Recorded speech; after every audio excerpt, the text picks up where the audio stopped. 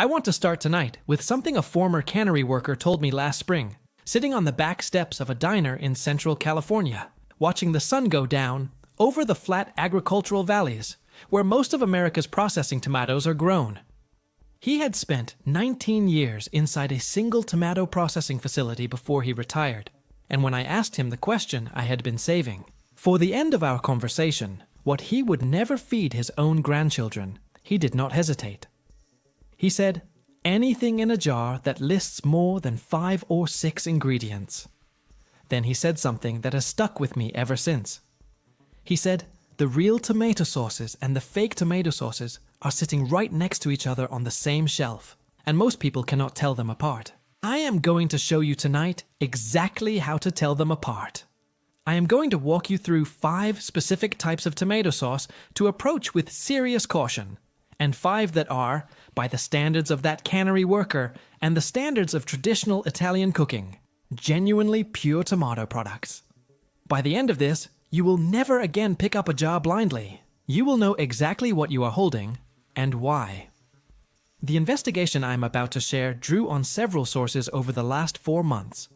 I reviewed the FDA's standard of identity for canned tomatoes, tomato paste, and tomato puree under Title 21 CFR Part 155, which specifies what can and cannot be called a tomato product. I examined the USDA's agricultural marketing service grades for processing tomatoes, which affect the quality of the raw material entering the canning facility.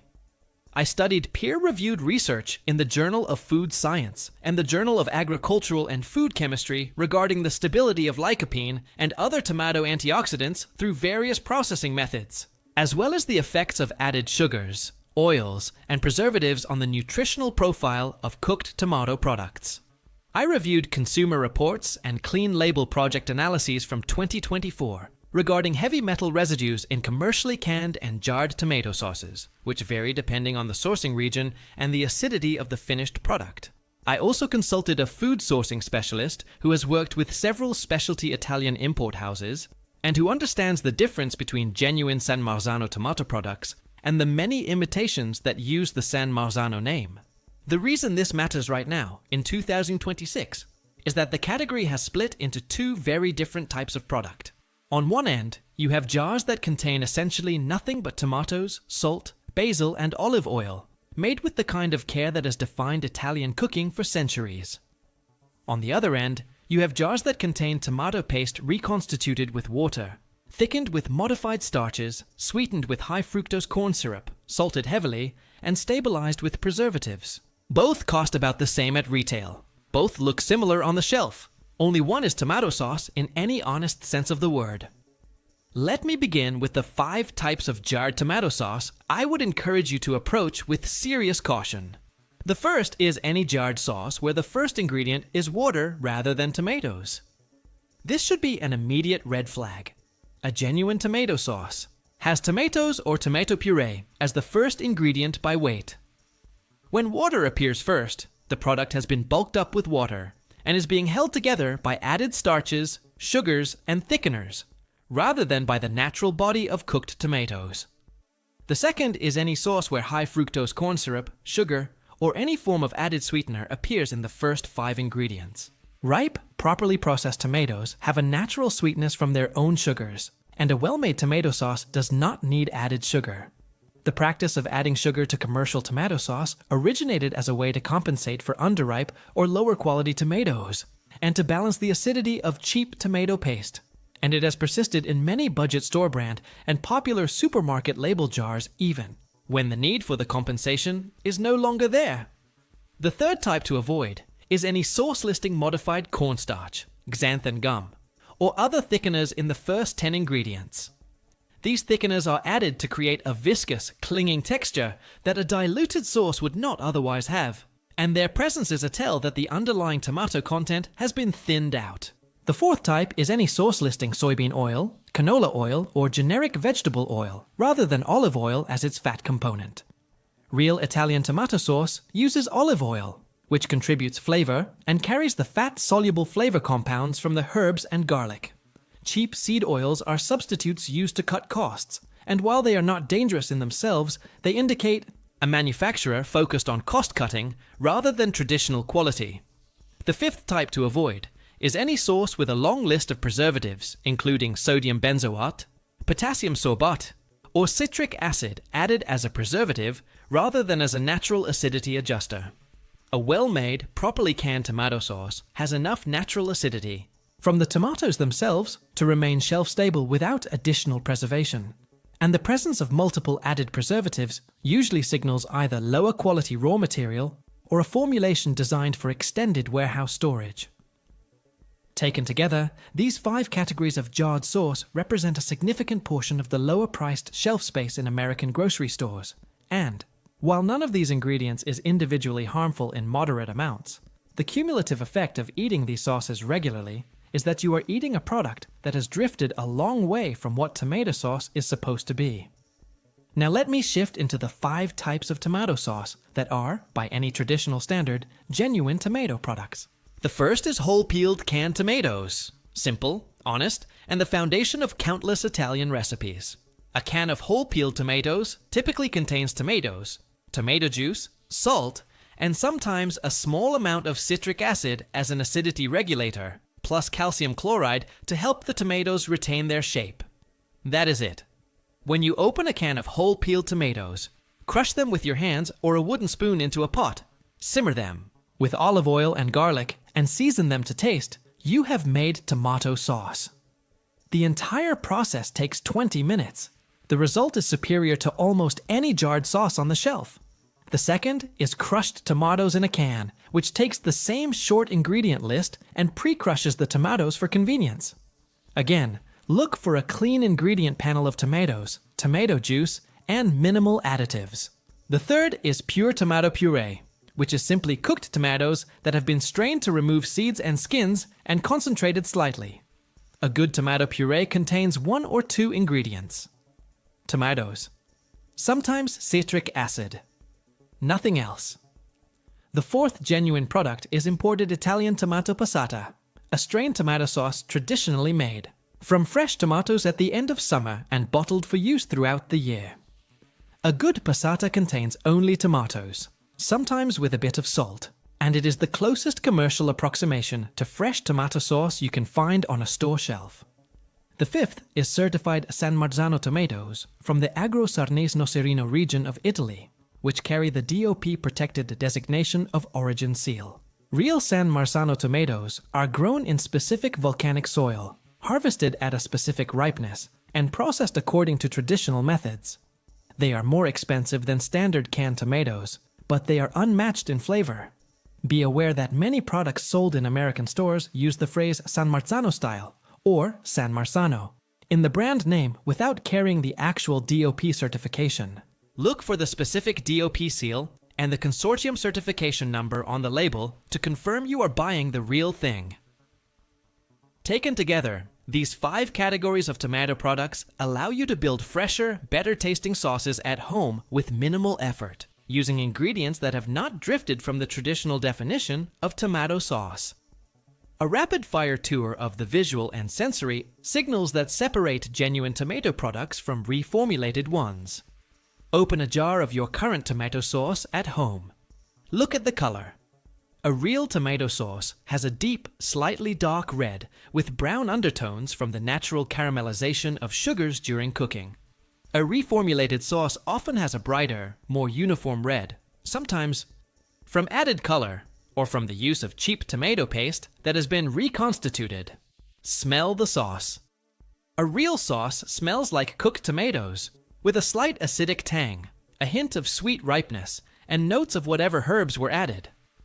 A reformulated sauce often smells sweeter, more candy-like, or carries a faint metallic note from the way tomato paste interacts with cheap cans during long storage. Taste it at room temperature on a spoon. Real tomato sauce has complexity, a balance of sweet and acidic notes, a slight bitterness from tomato skins, and a body that coats the tongue. A reformulated sauce often tastes mostly of sugar and salt, with a tomato flavor that feels superimposed rather than integral.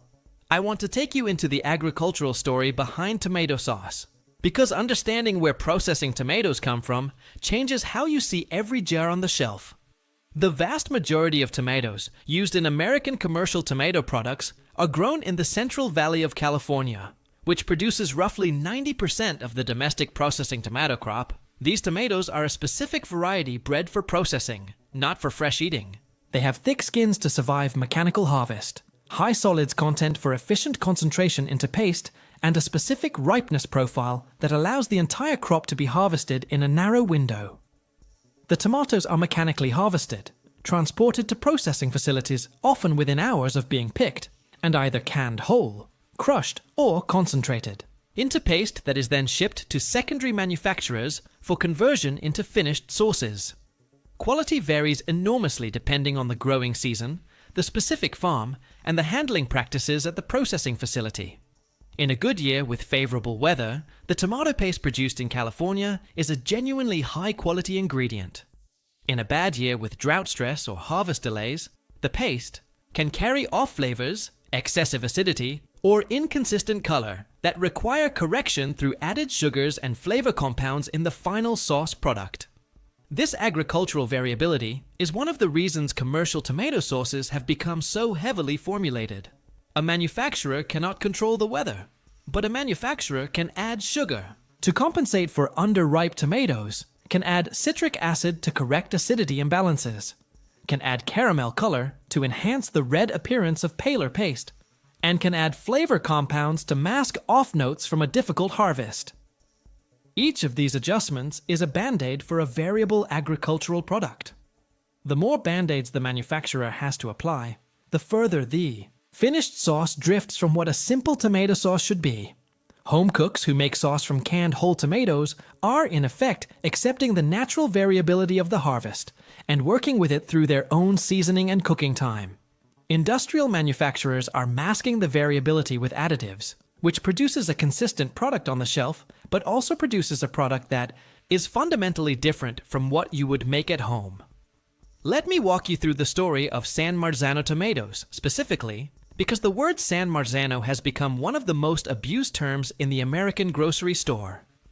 Real San Marzano tomatoes are grown in a specific region of Italy, the Agro Sarnese Nocerino area near Mount Vesuvius, in volcanic soil, that contributes specific minerals and flavor characteristics to the fruit.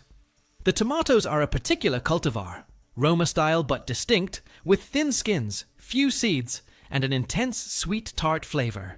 The region has protected Designation of Origin, DOP, under European Union agricultural law, and real San Marzano DOP tomatoes must be certified by the regulating consortium and carry the consortium seal on every can. However, in American grocery stores, you will find many products labeled San Marzano that are not DOP certified. They may be San Marzano-style tomatoes grown in California. They may be Roma tomatoes from Italy that are not from the protected region. They may be tomatoes from other countries entirely that have been labeled San Marzano because the name has not been legally protected in the United States the way it has been in Europe. If you want real San Marzano tomatoes, you have to look for the DOP seal, the consortium number, and the specific language certifying that the tomatoes are Pomodoro San Marzano del Agro Sarnese Nocerino DOP. Anything else is a different product using a borrowed name. I want to share a specific comparison I did as part of this investigation. I opened 3 cans of tomatoes side by side on my kitchen counter. One was a budget store brand can of crushed tomatoes, purchased for 89 cents. One was a mid-range national brand of San Marzano-style crushed tomatoes, purchased for $3.49. One was a certified San Marzano DOP can of whole peeled tomatoes imported from Italy, purchased for $6.49. I emptied each can onto a white plate. The budget can produce a watery, pinkish-red mixture with visible bits of skin and seeds and a thin consistency that ran across the plate. The mid-range can produce a thicker, but still somewhat dull red mixture, with a slightly cooked flavor that suggested the tomatoes had been heat processed aggressively. The San Marzano DOP can produce whole intact tomatoes in a thick, naturally concentrated juice, with a deep red color and an aroma that genuinely smelled like a ripe tomato from a sunny garden. I made identical simple sauces from each can using the same amount of olive oil, garlic, and salt, and cooked them for the same time. The difference in the finished sauces was so dramatic that I ended up using all three in different dishes, where each was appropriate to the flavor profile.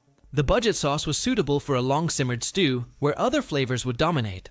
The mid-range sauce was acceptable for a quick weeknight pasta. The DOP sauce was transcendent on a simple margherita pizza, where the tomato flavor was the central element. A rapid tour of the specific clues that separate authentic Italian tomato products from American imitations. The can should specify the region of origin, ideally a specific area within Italy. The ingredient list should be short. Tomatoes, tomato juice, sometimes salt, sometimes basil leaf. That is typically the complete list for a quality Italian tomato product. The tomatoes themselves should be whole and intact when you open the can, not pre-crushed or pureed, because whole canning preserves more of the natural tomato character. The juice in the can should be naturally thick from the tomato content, not thin and watery. The color should be a deep sunset red, with slight variations across different tomatoes, not a uniform artificial-looking red. The aroma when you open the can should be reminiscent of a fresh, ripe tomato, not metallic or cooked. The texture of the tomatoes when you press them with a wooden spoon should be tender but cohesive, breaking down into silky pulp rather than stringy or pithy material. Every one of these sensory qualities is a sign of quality raw material and careful processing. I want to give you one specific piece of advice that transformed my own kitchen. Buy a case of good canned whole-peeled tomatoes, either San Marzano DOP if your budget allows, or a reputable Italian or California brand with a clean ingredient list. Keep the case in your pantry. Whenever a recipe calls for tomato sauce, tomato paste, crushed tomatoes, or any related tomato product, open a can of the whole peeled tomatoes and process them as needed for the recipe. Crush them by hand for a rustic sauce. Blend them for a smooth sauce. Reduce them for a concentrated paste. Drain them for a firmer texture. This single ingredient covers almost every tomato-based cooking application, and it gives you complete control over the final product. You are no longer at the mercy of jarred sauce manufacturers who have added sugar, salt, and starch to a product you could make better yourself in 20 minutes. This approach saves money, improves flavor, and simplifies your pantry. I cannot recommend it strongly enough. Let me pivot to the practical steps you can take this week. First, when shopping for jarred sauce, flip the jar over and read the ingredient list. A good tomato sauce contains tomatoes or tomato puree as the first ingredient, olive oil as the fat, salt, possibly onion or garlic, possibly fresh or dried herbs, and not much else. 7 ingredients or fewer is a good benchmark. Second, check the sugar content. A good tomato sauce has 2 to 4 grams of sugar per half cup serving from the natural sugars in the tomatoes themselves, with no added sugars. Third, consider buying canned whole peeled tomatoes and crushing them yourself. The quality to price ratio is almost always better than jarred sauce, and the preparation takes less time than you would spend shopping for the perfect jar. Fourth, seek out imported Italian canned tomatoes, particularly those from San Marzano DOP or from the Campania region generally. These are typically available in most supermarkets and always in Italian specialty stores. Fifth, make a large batch of homemade tomato sauce once a month, using good canned tomatoes, olive oil, garlic, salt, and fresh or dried basil, and freeze it in portions for quick weeknight meals. A single afternoon of cooking can produce enough sauce for a full month of pasta dinners. Sixth, when you do buy jarred sauce, support the brands that explicitly disclose their sourcing, use a short ingredient list, and avoid added sugars and seed oils. These brands exist, they are priced slightly higher, but not dramatically. And your purchase supports a category of product that respects the tradition of what tomato sauce is supposed to be. Seventh, train your palate by comparing a homemade sauce made from quality canned tomatoes against your usual jarred sauce. The difference will be striking, and once your palate adjusts, the reformulated sauces will taste recognizably off. Here is what I want to leave with you tonight. Tomato sauce is one of the simplest possible foods. A handful of ripe tomatoes, a little olive oil, a pinch of salt, a leaf or 2 of basil. That is the entire dish. For this simple food to have been transformed into the long ingredient lists we now see on many grocery store shelves is a small culinary tragedy. and it is one that you, as a consumer, have the power to reverse with nothing more than a careful reading of a jar label. Your family deserves real tomato sauce. Your weeknight pasta deserves real tomato sauce. The tradition of Italian cooking that inspired all of this deserves to be honored rather than diluted and chemically stabilized. Flip the jar this week. Read the ingredients. Choose the honest one. Or better yet, crush a can of whole peeled tomatoes in your own kitchen and cook a sauce that your grandmother would have recognized. That is how we take this back. One dinner at a time. One honest jar at a time. One simple ingredient list at a time.